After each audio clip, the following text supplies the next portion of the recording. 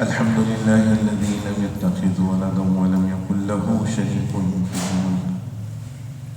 ولم يكن له ولي من الذل وكبره تكبيرا وأشهد أن لا إله إلا الله وحده لا شريك له وأشهد أن سيدنا وسندنا ومولانا نبينا محمدا عبده ورسوله أرسله الله بالحق بشيرا ونذيرا وداعيا إلى الله بإذنه وسراجا منيرا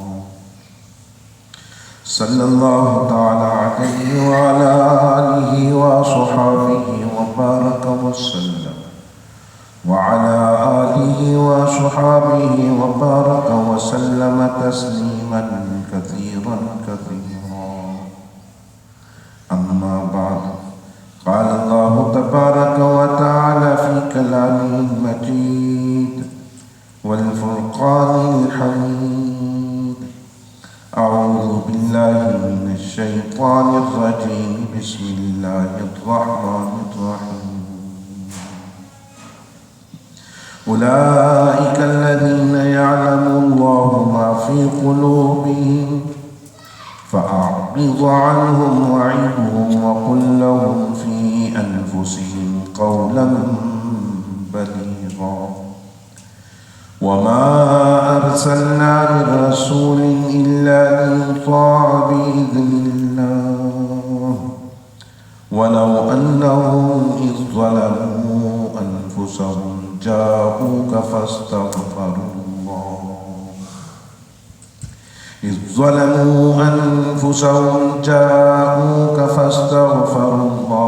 واستغفر لهم الرسول لوجدوا الله توابا رحيما.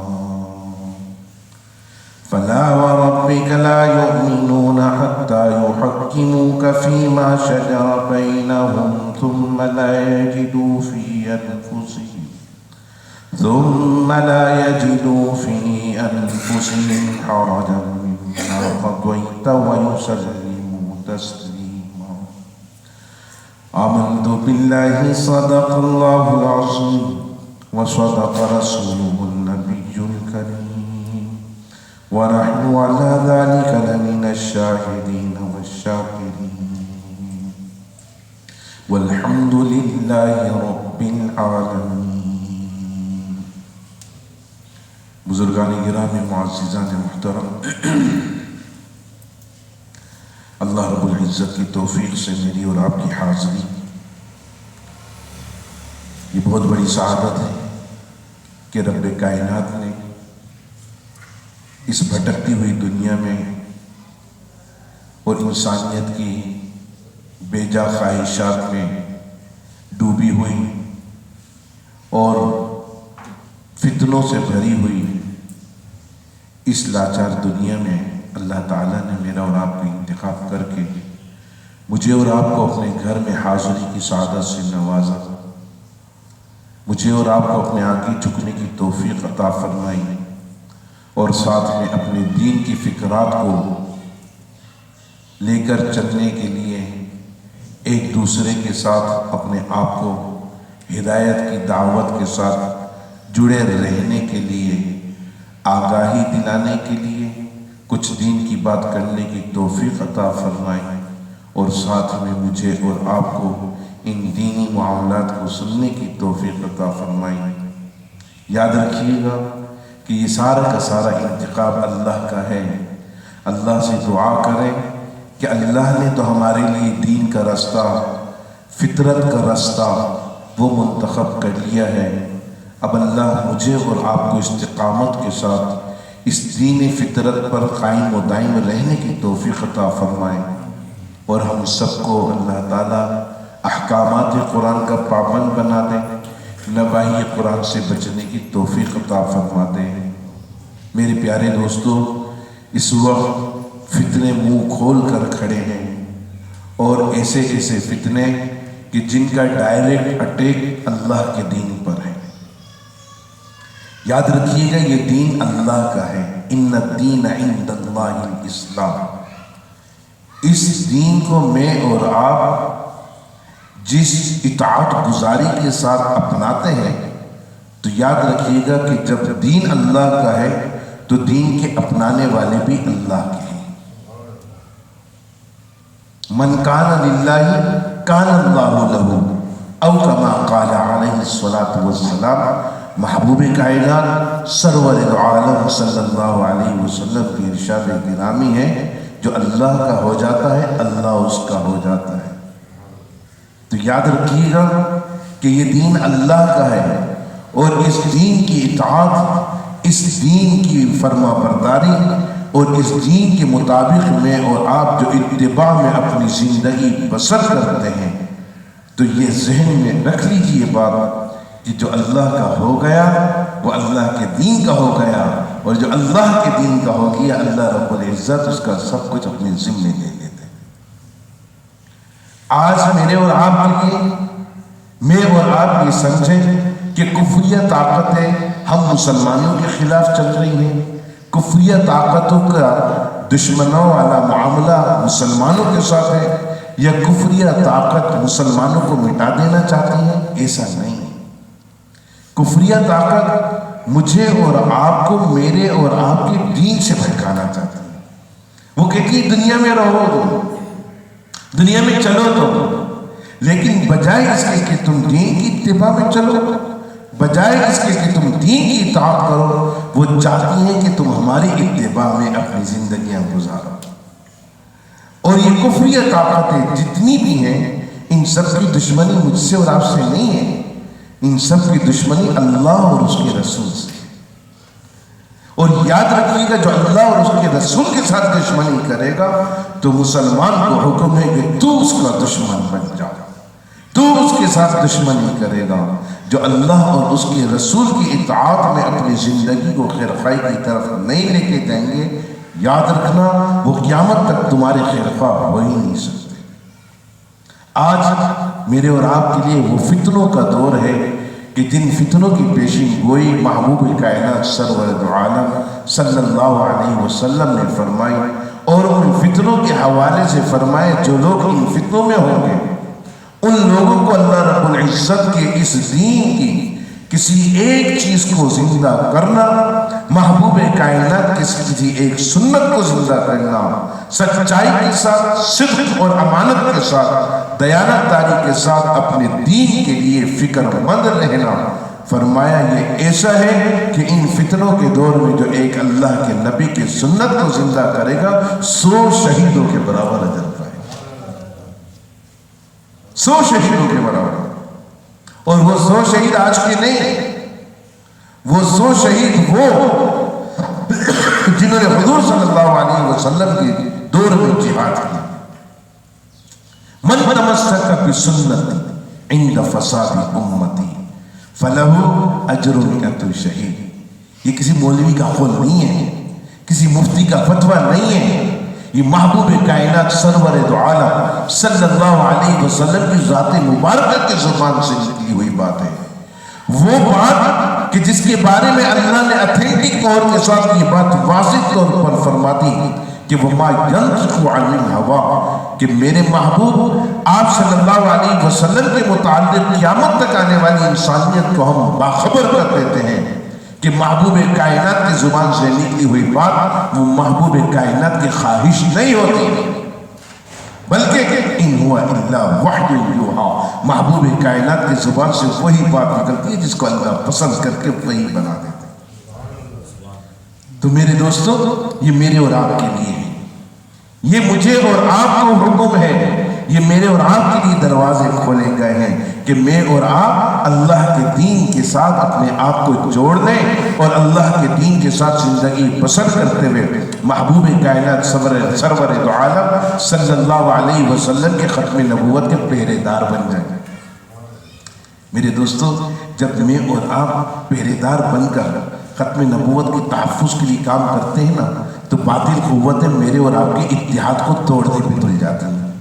مسلمانوں میں کیا ہے، سارے مسلمان کلمہ گوئے لیکن بیچارے بٹے ہوئے، کوئی عشق رسول کا دعوے دار بنا ہوا ہے، کوئی عشق آل رسول کا دعوے دار بنا ہوا ہے، کوئی کسی کو مشرک کہنے پر لگا ہوا ہے، کوئی کسی کو کافر کہنے پر لگا ہوا ہے، لیکن یہ نہیں دیکھ رہے کہ سب کلمہ پڑھنے والے ہیں سب۔ اور آج ان فتنوں نے مجھے اور آپ کو اتنا بے حس بنا دیا، اور بے حس بنانے کے ساتھ ایک دوسرے سے اتنا متنفر کر دیا کہ محبوب کائنات نے فرمایا کہ تحبو، محبتیں بانٹنے والے بن جاؤ،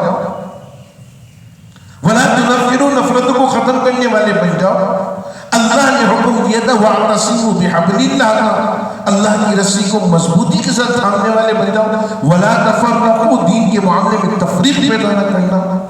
آج باطل قوتوں نے مسلمانوں کی مسلمانیت کو اتنا غلط طریقے سے ایک غلط رخ پر لگا دیا ہے کہ مسلمانوں کو مختلف جناب مکاتب فکر کے لوگوں کو مختلف مسلکوں میں بانٹ دیا،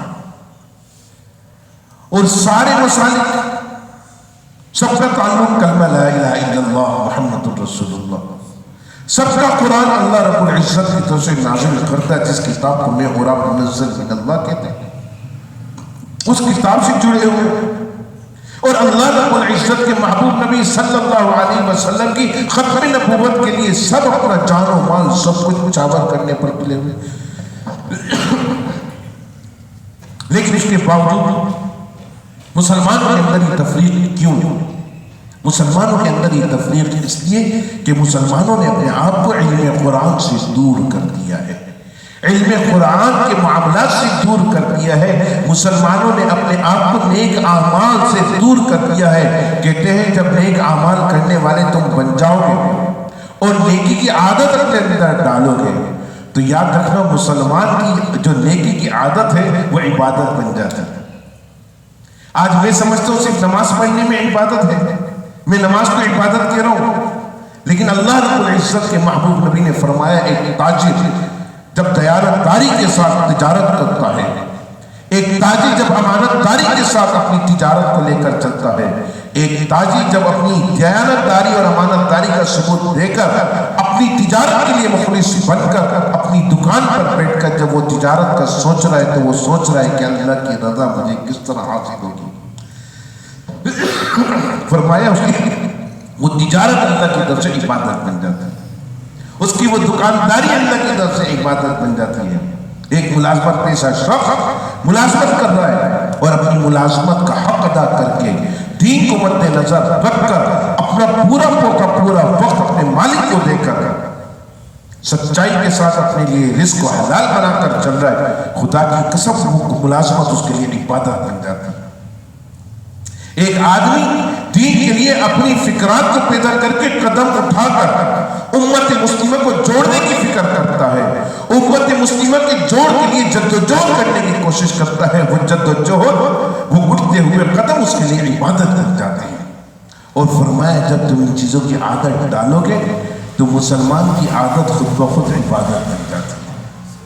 جب وہ اپنے گھر پر اپنے بیوی بچوں کے ساتھ بیوی بچوں کے حقوق کی ادائیگی میں حق بجانب ہو کر دیانت داری کے ساتھ اپنی بیوی کا بھی حق ادا کرے، اولاد کا بھی حق ادا کرے، فرمایا اس سے بڑی عبادت کون سی ہو سکتی؟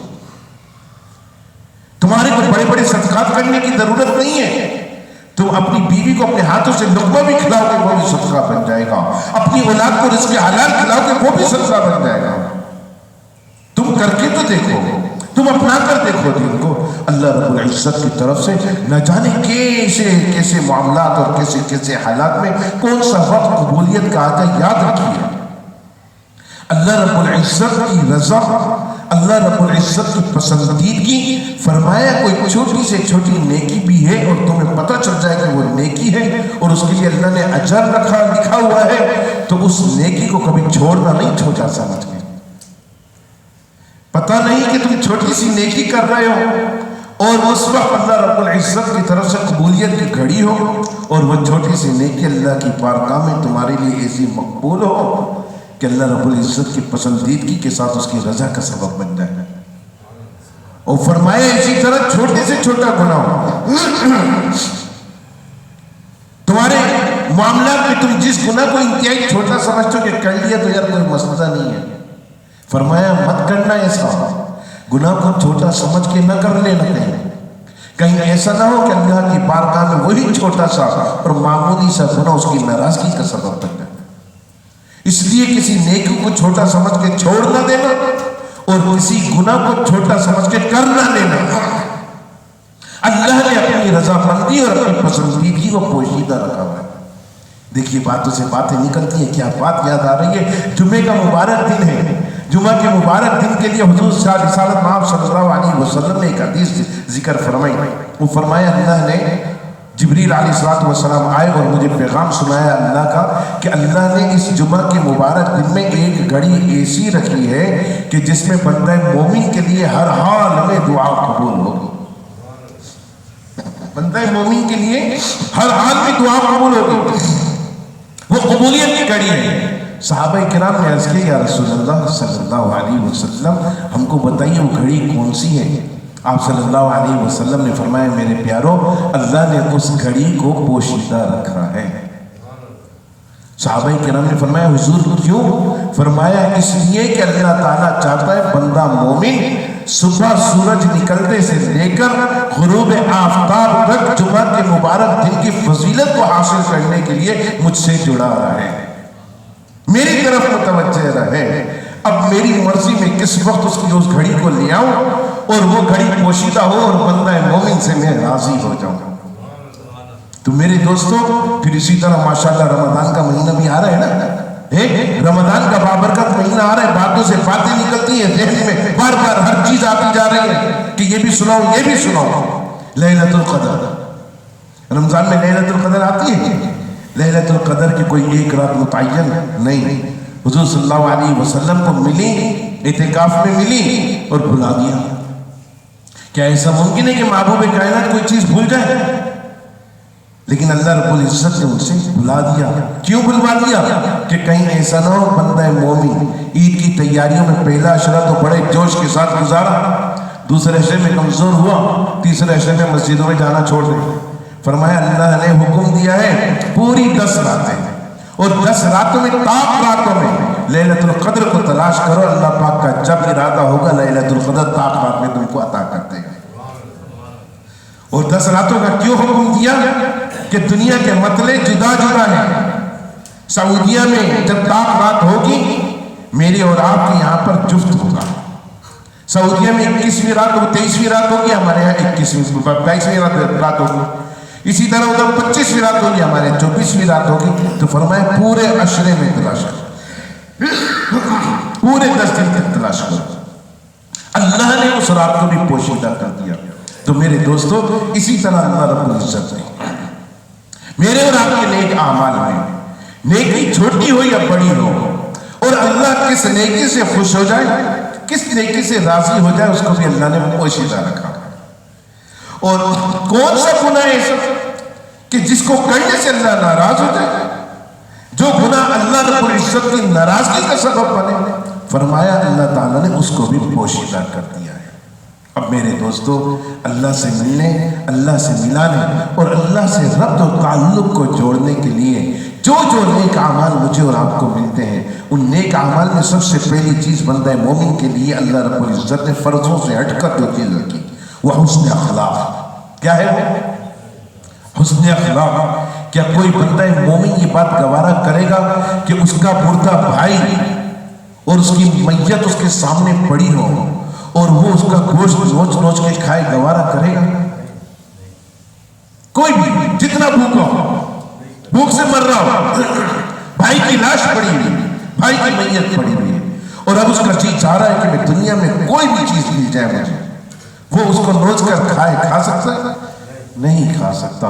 فرمایا خدا کی قسم بندہ مومن جب بندہ مومن کے لیے کوئی غیبت والا معاملہ، کوئی برائی والا معاملہ کرتا ہے تو ایسا ہے جیسے وہ اپنے مردہ بھائی کے گوشت کو نوچ نوچ کے کھائے۔ میرے دوستو ان ساری چیزوں کے لیے سب سے پہلی چیز فرمایا حسن اخلاق کو اپنا لینا۔ حسن اخلاق تم نے اپنا لیا، تمہاری گفتگو پیاری ہو جائے گی، تمہاری گفتگو پیاری ہو گئی، تمہارے ایک دوسرے کے ساتھ دل جڑ جائیں گے، تمہاری گفتگو کی وجہ سے تمہارے دل جڑیں گے، تم ایک دوسرے کے خیر خواہ اور ہمدرد بن جاؤ گے۔ جب تم ایک دوسرے کے خیر خواہ اور ہمدرد بن جاؤ گے تو میں نہیں کہتا کسی مولوی کی بات نہیں ہے، کسی بڑے سے بڑے فلاسفر کی بات نہیں ہے، بات کائنات کے مالک کی ہے۔ قولوا قولا سدیدا، اپنی گفتگو کو بہتر بنا لو، یصلح لکم اعمالکم، تمہاری اچھی گفتگو تمہارے اعمالوں کی اصلاح کا ذریعہ بن جائے گی۔ تم اپنا کر تو دیکھو، اپنی زبان کی حفاظت کر کے دیکھو۔ آپ صلی اللہ علیہ وسلم نے ارشاد فرمایا، خدا کی قسم جو شخص اپنی دو چیزوں کی گواہی دے دے میں اس کی جنت کی ضمانت دیتا ہوں۔ صحابہ کرام رضوان اللہ تعالی علیہ مجمعین ایک دم حضور صلی اللہ علیہ وسلم کی طرف متوجہ ہوتے، اور جب آپ صلی اللہ علیہ وسلم کوئی ایسی بات کرتے جو تمام کائنات انسانیت کے لیے بھلائی کا ذریعہ ہوتی، مسلمانوں کے لیے اللہ تعالیٰ کی طرف سے بھلائی کا ذریعہ ہوتی، تو صحابہ کرام اپنی توجہ کو حضور کی طرف زیادہ مبذول کرنے کے لیے اپنے آپ کو تھوڑا سا اور آگے کرتے یا اپنی کروٹ تبدیل کر لیتے اور اپنی توجہ سے سنتے کیا فرما رہے ہیں، کہیں ایسا نہ ہو ہمارے ذہنوں سے بات نکل جائے۔ آپ صلی اللہ علیہ وسلم ارشاد فرما رہے ہیں، فرمایا تم دو چیزوں کی گواہی دے دو جنت کی ضمانت میں تم کو دیتا ہوں۔ صحابہ نے فرمایا حضور وہ کیا ہے؟ آپ نے دو دفعہ فرمایا تم دو چیزوں کی ضمانت دے، تم دو چیزوں کی گواہی دے دو میں تمہاری جنت کی ضمانت دیتا ہوں۔ صحابہ کرام نے فرمایا حضور وہ کیا چیز ہے؟ تیسری دفعہ آپ صلی اللہ علیہ وسلم نے فرمایا خدا کی قسم جس شخص نے اپنی اس زبان کی حفاظت کر لی اور اپنی شرمگاہ کی جس نے حفاظت کر لی میں اس کی جنت کی ضمانت دیتا ہوں۔ صحابہ کرام ابن ماجہ میں یہ حدیث آتی ہے، پھر آپ صلی اللہ علیہ وسلم سے صحابہ کرام نے فرمایا حضور کس طرح اپنی زبان کی حفاظت کی جائے؟ آپ صلی اللہ علیہ وسلم نے ارشاد فرمایا اپنی زبان سے کسی کو تکلیف نہ دینا، اپنی زبان سے کسی کی برائی نہ کرنا، اپنی زبان سے کسی کی غیبت نہ کرنا، اپنی زبان سے کسی مسلمان بھائی کو گالی گلوچ نہ کرنا، اپنی زبان کی حفاظت کر کے اللہ کے دین کی بات کرنا، قرآن کی تلاوت کرنا، میری جو حدیث سن لو اس حدیث کو دوسروں تک پہنچانا، یہ تمہاری ذمہ داری ہے۔ اور آپ صلی اللہ علیہ وسلم نے پھر آخر وقت میں فرمایا میں اپنی نبوت کا حق ادا کر کے جا رہا ہوں، جتنے حاضرین یہاں موجود ہیں وہ غائب کو سنا دے ساری باتیں، میں اپنی نبوت کا حق ادا کر کے جا رہا ہوں، اب ذمہ داری تمہاری ہے۔ تو میرے دوستو اللہ رب العزت کے محبوب نبی نے جو سب سے پہلی چیز فرمایا جس نے اپنے اندر حسن اخلاق پیدا کر کے اپنی زبان کی حفاظت کر لی، اور جب یہ ساری چیزیں میرے اور آپ کے اندر پیدا ہوئی تو اللہ پاک کی طرف سے مجھے اور آپ کو ایک مصطلح سنایا گیا یصلح لکم اعمالکم، سب پڑھو یصلح لکم اعمالکم، تمہاری اس اچھی گفتگو کی وجہ سے اللہ تمہارے اعمالوں کی اصلاح فرما دے۔ اور جب میرے اور آپ کے اعمال اچھے ہو جائیں گے دوستو، میری اور آپ کی غلطیوں پر اللہ پردہ ڈال دے گا۔ میرے اور آپ کے اعمال اچھے ہو گئے، میں سجدہ ریز ہوں گا، آواز آئے گی بندہ مومن تو نے سجدہ کیا، زمین پر تیری پیشانی کو ٹکنے سے پہلے ہم نے جا تیری مغفرت کا مصدر سنا کر کے تو دیکھو، اپنا کر تو دیکھو، یصلح لکم اعمالکم، تمہارے اعمالوں کی اصلاح ہو جائے گی۔ دیکھو چھوٹی سے چھوٹی نیکی ہو اس کو اپنانے والے بن جاؤ۔ آنے والا بابرکت مہینہ آئی اس لیے رہا ہے کہ میں اور آپ اپنی عادت بنانا شروع کر دیں، اور میں نے شروع میں کیا ذکر کیا کہ جب بندہ مومن کوئی اچھی عادت اپناتا ہے تو وہ عبادت بن جاتی ہے۔ اچھی عادت جس نے اپنائی وہ عادت اس کی عبادت بن گئی۔ خدا کی قسم جب میں اور آپ ایک دوسرے سے مصافحہ کریں گے، ایک دوسرے کے ساتھ جب گفتگو کریں گے وہ بھی عبادت بن جائے گی۔ میں اور آپ تجارت کریں گے، دکانداری کر رہے ہیں، دکان پر بیٹھ کر اللہ کے دین کو مد نظر رکھ کر اپنے آپ کو دیانت داری کے ساتھ، امانت داری کے ساتھ اور سچائی کے ساتھ جب دکانداری کر رہے ہیں، خدا کی قسم وہ دکانداری بھی عبادت بن جائے گی۔ ملازمت کر رہے ہیں اور ملازمت کا حق ادا کر رہے ہیں، مالک تو سامنے نہیں ہے لیکن مجھے جو ذمہ داری دی ہے میں اس ذمہ داری میں خیانت نہیں کروں گا، میں اس ذمہ داری میں خیانت نہیں کروں گا، اور اللہ رب العزت کی طرف سے اس امانت داری کا ثبوت دیتے ہوئے میں اپنی اس ملازمت کو حلال رزق کی کمائی کا ذریعہ بناؤں گا۔ تو اللہ کے محبوب نبی نے مصطلح سنایا تیری رزق حلال کی کمائی بھی تیرے لیے عبادت بن جائے گی۔ میرے دوستو جب گھر میں جائیں گے اور اپنے بیوی بچوں کو وقت دیں گے، اپنے بیوی بچوں کے سامنے جب دسترخوان بچھا کر باپ تربیت میں کردار ادا کرے گا، बाप बच्चों को बताएगा खाना खाने से पहले बेटा हाथ धोना जरूरी है, सुन्नत है। आप सल्लल्लाहु अलैहि वसल्लम का फरमान है, आप सल्लल्लाहु अलैहि वसल्लम ने हाथ धोकर खाना खाने का हुक्म दिया। हाथ धोकर में और आप खाने पे बैठेंगे, दस्तरखान लगेगा, खाना सामने आएगा तो सब बिस्मिल्लाह अला बरकतिल्लाह पढ़ेंगे। जब बच्चों को मैं ये बताऊंगा तो मेरा ये दस्तरखान पर बैठना बच्चों के साथ ये भी इबादत बन जाएगा। और जब बच्चों को सुन्नत तरीके से खाने का तरीका बताऊंगा तो याद रखिएगा घर के खाने में लज्जतें पैदा हो जाएंगी। वो लज्जतें तो मेरे और आपके फायदे के लिए ना, और फिर मेरे और आपके लिए वही खाना बरकत का सबब भी बनेगा। और अल्लाह के नबी की सुन्नत को जिंदा किया और सुन्नत के मुताबिक जब मैंने और आपने खाना खाया तो अल्लाह रब्बुल इज्जत की तरफ से उस दस्तरखान पर बैठना भी इबादत। आगे जब मैं और आप अपने खाने को सुन्नत तरीके के मुताबिक चला रहे और खाना खत्म किया तो तमाम बच्चों को बताए, बाप माँ बताए कि अल्लाह रब्बुल इज्जत के महबूब नबी ने फरमाया कि खाने के बाद तुम दुआ पढ़ोगे। क्या दुआ पढ़ोगे? अल्हम्दुलिल्लाहिल्लज़ी अतअमना व सक़ाना व जअलना मिनल मुस्लिमीन। किसी के यहाँ दावत पे जाते हैं, अल्लाह के महबूब नबी ने वहाँ भी दुआ सिखा दी। क्या दुआ करनी है? जब आप दावत करने वाले से फारिग हो रहे हैं खाना वाना खा के, तो आप उसको पहले दुआ दे दें, जज़ाकुमुल्लाह कहकर अकरमकुमुल्लाहु कमा अकरमना। जिस तरह तुमने मेरी इज्जत की, जिस तरह मेरी मेहमान नवाजी की, अल्लाह तुम्हारी इज्जत करके तुम्हारी मेहमान नवाजी करे। वअतअमकुमुल्लाहु कमा अतअमना, और जिस तरह तुमने मेरे लिए दस्तरखान को वसी करके मुझे खाना खिलाया, मेरी दुआ है कि अल्लाह ताला तुम्हें बज़ाते खुद जन्नत का खाना खिला डाले।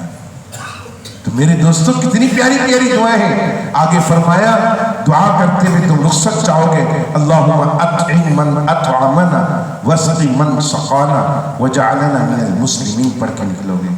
मेरे दोस्तों ये दुआएं वो दुआएं जो मेरे और आपके वजूद की बीमारियों के खात्मे का जरिया है। हर सुन्नत मेरे और आपके लिए, हर सुन्नत का फायदा मुझे और आपको, और हर तरीके को अपनाने के लिए अल्लाह रब्बुल इज्जत की तरफ से उसका अच्छा बदला और उसका अल्लाह रब्बुल इज्जत की तरफ से तुम्हारे लिए अजर लिखा हुआ है। क्या बात है। मैं आपको बोलता हूँ नमाज पढ़ने के लिए आए, जो नमाज पढ़ने के लिए आएगा उसको 100 रुपए मिलेंगे।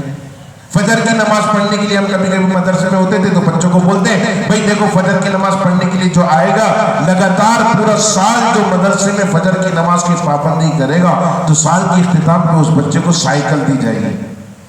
बच्चा कैसे दौड़ दौड़ कर फजर की नमाज के सबसे अव्वल में आकर खड़ा हो जाता है, क्योंकि लालच होती है। और फिर एक वक्त आता है वही लालच, वही आदत बच्चे की बन जाती है, और फिर वही लालच जब आदत बन जाती है तो उसके अंदर इबादत का जज्बा पैदा हो जाता है। और जब वो इस काबिल होता है कि नमाजें पढ़ाए तो नमाजें पढ़ाने वाला इमाम खुद ब खुद तहज्जुद के वक्त उठता है, तहज्जुद पढ़ के फिर मुसल्ले पे खड़ा होता है। तो दोस्तों ये वो आदत है कि जिसको अल्लाह रब्बुल इज्जत ने इबादत बनवा दी है मेरे और आपके लिए। और ये इबादत के लिए अल्लाह रब्बुल इज्जत ने इस आदत की तरफ लाने का जज्बा एक उस्ताद को, माँ बाप को बना दिया कि तुम इनकी तरबियत में, छोटे छोटे मासूम बच्चों की तरबियत में किरदार अदा करो। तुम्हारा इन बच्चों की तरबियत में जो किरदार है वो भी तुम्हारे लिए नेकी बन जाएगा। इसलिए मेरे दोस्तों छोटी से छोटी नेकी हो उसको छोटा समझ के छोड़ना नहीं। छोटी से छोटी कोई गुनाह वाली बात भी हो उस बात को छोटा समझ के करना लेना, कहीं ऐसा न अल्लाह की नाराजगी का सबब बन जाए। मेरे प्यारे दोस्तों ये जिंदगी है, इस जिंदगी को अल्लाह रब्बुल इज्जत के बताए हुए तरीकों के मुताबिक चलाना शुरू कर दो। मंजिल सबकी एक ही है, इंतहा सबकी एक ही है, सबको मर जाना है। कोई हादसे का शिकार हो जाता है, किसी को जंगो जिदाल के मौके पर फायरिंग करके मार दिया जाता है। आजकल तो है ये असले का दौर है, आजकल तो वैसे ही बारूद का सिलसिला है। बम गिराया, घरों में बैठे हुए पूरा का पूरा घर चकनाचूर। इसराइल में आप देख रहे हैं क्या हो रहा है, फलस्तीन में क्या हो रहा है। ये सारे मामला मुसलमानों के ऊपर बीत रहे हैं। ये मुसलमानों के साथ जाती दुश्मनी नहीं, अल्लाह और उसके रसूल के साथ दुश्मनी है। जो अल्लाह और उसके रसूल की इताअत में गुजार रहे अपनी जिंदगी, उनको निशाना बना रहे हैं। और फिर साथ में जरा ये देखिए वो भी मुसलमानों का मुल्क, میں اور آپ اسلامی جمہوریت پاکستان میں، آج اسلامی جمہوریت پاکستان میں جن کے پاس طاقت ہے، طاقت کا غلط استعمال کر رہے ہیں، اور اس طاقت کے غلط استعمال میں محبوب کائنات سرور عالم صلی اللہ علیہ وسلم کی ختم نبوت پر ڈاکہ مار کر ان لوگوں کو جو قادیانیت کے ساتھ تعلق رکھتے ہیں ان کو کھلم کھلا اجازت دی جا رہی ہے۔ اللہ کے محبوب نبی نے فرما دیا کہ تمہارے لیے صرف دین اسلام کی تبلیغ کا حکم ہے، اور آج مجھے اور آپ کو یہ بزدل سنایا جاتا ہے کہ ان قادیانیوں کو اسلامی جمہوریت پاکستان میں مسلمانوں کے سامنے اپنے دین احمدی کی دعوت کا حکم دے دیا گیا، اجازت دے دی گئی ہے۔ ان کے لیے باقاعدہ اتھینٹک مہر کے ساتھ ان کے لیے یہ سرکولر جاری کر دیا گیا ہے کہ تم اپنے دین کی تبلیغ کرو۔ دوستو، تبلیغ صرف دین اسلام کی ہے، تبلیغ کا حکم صرف دین اسلام کے لیے ہے۔ کنتم خیر امہ کے کر اللہ رب العزت نے جو میرے اور آپ کے اوپر یہ صحرا سجایا ہے، کیوں سجایا ہے؟ فرمایا انبیاء علیہ السلام کو محمد رسول اللہ کی نبوت پر ختم کر دیا گیا ہے، ان کی نبوت وہی روک دی گئی ہے۔ اب محمد رسول اللہ کی نبوت ایسی نبوت ہے جو قیامت تک چلے گی، اور محمد رسول اللہ کی امت کو یہ اللہ تعالیٰ کی طرف سے مزدہ سنا کر ان کے سروں پر صحرا سجا دیا کہ اب نبیوں کا کام تمہارے ذمہ ہے، نبیوں کا پیغام والا کام قیامت تک آنے والی انسانیت کو تمہاری ذمہ داری ہے کہ تم سناؤ گے۔ اب اس ذمہ داری کو نبھانا چاہیے، چھوڑ دینا چاہیے؟ زور سے بولو، نبھانا چاہیے نا۔ اور پھر اللہ رب العزت کے حکموں کے مطابق محبوب کائنات سرور دو عالم صلی اللہ علیہ وسلم سے مجھے اور آپ کو محبت ہے، اس کا ثبوت دینا چاہیے نا۔ تو اس کا ثبوت مجھے اور آپ کو نیک اعمال کی صورت میں، اور نیک اعمال کے ساتھ اللہ کے دین کی تبلیغ کی صورت میں، اور اللہ کے دین کی تبلیغ کی صورت میں اتحاد امت کے لیے فکر مند ہو کر اللہ کی بارگاہ میں دعائیں پیش کرنا۔ اللہ ہم امت کے اندر جو تفریق والے معاملات ہیں سارے مٹ جائیں، تفریق والے معاملات کو ختم فرما دے، امت مسلمہ کو وحدت نصیب فرما دے، امت مسلمہ کے اندر جوڑ پیدا فرما دے، امت مسلمہ کے اتحاد کے ساتھ عالم اسلام میں، دنیا میں جہاں جہاں اسلام کی سلطنتیں ہیں اور مسلمان جہاں مظلوم اور مظلومیت کا شکار بنا ہوا ہے، اللہ تو ہمیں ان کے لیے دعائیں کرنے کی توفیق نصیب فرما دے۔ اور ایک بات اور آخر میں آپ کے سامنے پیش کروں گا میری دوستوں، آج فلسطین کے مسلمانوں کے اوپر جو اس وقت مشکلات آئی ہوئی ہیں، میں انہیں کچھ نہیں کر سکتے۔ جو کہتے ہیں کہ جدہ کرو، جدہ کر کے وہاں پہنچائیں گے، نہیں پہنچا سکتے، کوئی اسباب ہی نہیں ہے ہمارے پاس، وہ وہاں جانے کا اپروول نہیں ہے۔ جب ہمارے پاس وہاں جانے کا کوئی ذریعہ ہی نہیں باقی رکھا، انہوں نے کوئی ذریعہ ہی نہیں چھوڑا، تو بتائیے امداد کیسے لے کے جائیں گے؟ اس کے لیے میں اور آپ اپنی اسلامی سلطنتوں میں آواز اٹھا کر احتجاج ریکارڈ کروا سکتے ہیں۔ میں اور آپ آج میڈیا کا دور ہے، اپنی میڈیائی سطح پر ہر کوئی جناب لگا ہوا ہے موبائلوں پر، اپنی فیس بک بنا رکھی ہے، سب نے نہ جانے کیسے کیسے کمنٹس دیتے ہیں، وہ اپنے کمنٹس میں ان ساری چیزوں کو لکھے، مسلمانوں کی مظلومیت کے اظہار اور مسلمانوں کے اتحاد کے لیے دعائیں، اور ان کے ساتھ جو ظلم والے معاملات ہو رہے ہیں اس ظلم پر میں اور آپ کم از کم تحریری طور پر آواز اٹھائیں۔ اور آج جو میرے اور آپ کے سامنے اس ہفتے ایک نیا آرڈیننس پاس ہوا ہے، جس کو عدالت کے جج نے پاس کیا ہے، عدالت کے جج نے عالم میں اعلان پاس کی ہے، اور وہ قادیانیت کی صورت میں جنہوں نے حضور صلی اللہ علیہ وسلم کی نبوت کے لیے ڈاکہ ڈال کر اپنا دوسرا نبی کھڑا کر رکھا ہے، اور اس نبی کی دعوت کو اور اس کے پیغام کو وہ آگے پہنچانا چاہتے ہیں، جج نے اس کا فیصلہ سنایا کہ ان کو اجازت ہے، تو اپنا احتجاج ریکارڈ کروانا میری اور آپ کی ذمہ داری ہے۔ یہ ایمان کا ثبوت ہے دوستو، اور ایمان کے ثبوت میں حدیث میں آتا ہے کہ تمہارے لیے ضروری ہے جس شخص نے کسی قسم کا کوئی برا معاملہ دیکھا اس کو اپنے ہاتھ سے روکنے کی طاقت رکھتا ہے تو ہاتھ سے روکے، فَإِن لَمْ يَسْتَطِعْ فَبِلِسَانِهِ، اور اگر اس کی طاقت نہیں رکھتا تو کم از کم زبان سے کہنے والا بن جائے، اور اگر زبان سے بھی نہیں رکھتا تو سب سے زیادہ اضعف الایمان کا مرتبہ فرمایا جو انتہائی ضعیف ہے وہ ہے اپنے دل میں برا جاننا۔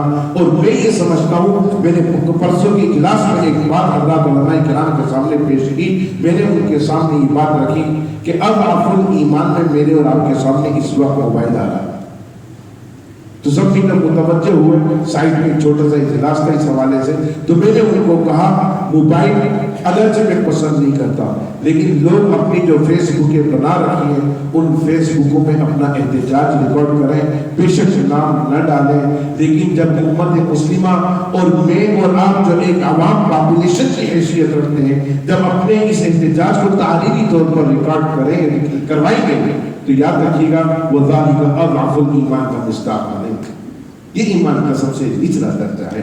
دعا کریں کہ اللہ رب العزت مجھے اور آپ کو متحد، میرے اور آپ کے ان تمام تفریقوں کو ختم کر کے اتحاد کے ساتھ ہمیں ایک پلیٹ فارم پر مجتمع ہونے کی توفیق نصیب فرمائے۔ فلسطین کے مسلمانوں کے اللہ پاک نے بھی نصرت فرمائے۔